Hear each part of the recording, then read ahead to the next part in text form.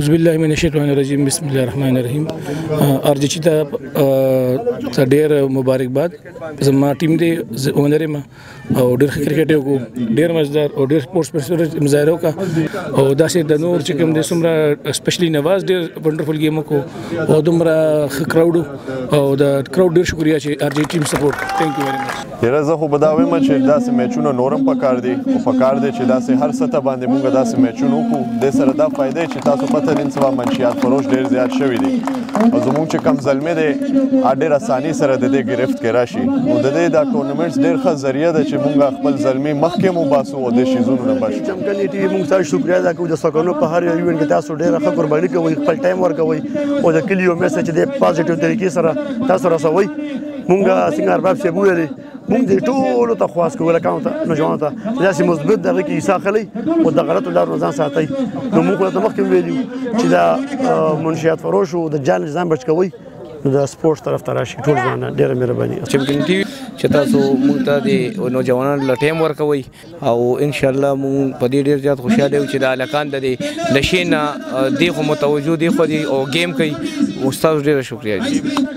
دا موږ د ولیدې په ډیره زیاته شکریا ادا کوو چې د کلی د پرداسي او ټورنمنت انعقاد کړی دی چې د الکان په دې کې داسې انټرټین کیږي او سپانسر شو کې کلاړیان دي که عام عوام دي هغه د دې ډیره زیاته استفاده کوي او دلته راځي انټرټین کیږي او دا د کلی لوبه ده کې که هر ټیم وګټي دا هم د کلی د لپاره پکار دي چې په دې باندې خوشحالي وکړي او د هر ټیم ګټه چې کومه ده هغه د سوکنو ګټه ده نو موږ ار جی ته په دې مبارک کامیابی باندې مبارکباد وایو او د بابا خیل چې کوم ټیم دی هغه ته موږ د نیکسټ ټایم لپاره ګډ لک وایو ان شاء الله چې څنګه خلو به اوسو شول داسې په نیکسټ ټایم کې کیږي څنګه چې تاسو پته نن د چمپیونی پریمیر لیګ دریم سیزن اختتام وشو زه په دې ریاض سره چې دینو د وینر ټیم ار جی چیتا جناب ریاض جان صاحب ته اول مبارکي ورکوم ورسره رنر اپ ټیم زمونږ بابا خیل کرکټ 11 چې دینو مبارکي ورکوم یقینا فائنل ته رسیدو د لپاره هم دا ډیره لویه خبره ده او زما طرف نه د ټولو کلاډیانو ته مبارک شه او ورسره د دې ارګنایزر عبد الله تشیزینو سپیشل خصوصي زه مبارکباد ورکوم زه ار جی چیتا ریاض کرنل ته مبارکي ورکوم چې دغه میچ ګټلو اعجاز خان ټیم ته هم دغه ورکوم ډاډ ورکوم چې هغه به مطلب چې دغه تر ورسېدل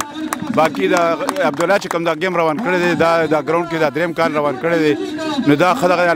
خلک د نشونه لري جواري نه لري لوفرین لري خبره ده چې فاره ټیم کې راشي ګراوند کې گیم تکینی او لګ دغه کوي دغه شان میچونه پکار دي لکه نن چې کوم ریاض صاحب چې کوم میچ وګټلو او دغه همیشه هر یو میدان ګټلې دي دا ورکوټه غو میچ او زه ته مبارکباد در کوم په دې باندې سوکانو خلکو ته مبارکباد ورکوم دغه شان میچونه په هر علاقه کې پکار دي لکه نن چې دا کوم ټورنمنت شو